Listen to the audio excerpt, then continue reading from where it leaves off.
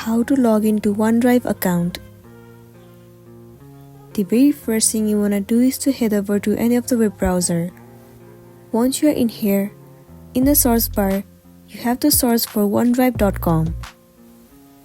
Well, it will open up the official page of Microsoft.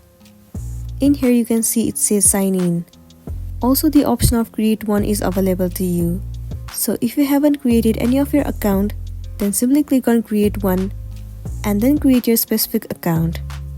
If you already have your account, you simply have to enter your email address, phone number, or your Skype username. Once you have entered, click on next. Now enter the password of your OneDrive account and then click on sign in. Click on this checkbox and click on yes. Once you click on yes, your account OneDrive will be logged in successfully and then you'll be good to go. Similarly, you can open any of your OneDrive account that you want to. So that's all for today, and this is simply how you can log in into your OneDrive account. Make sure to smash the like button and consider subscribing if you found this video helpful. We'll see you in the next one.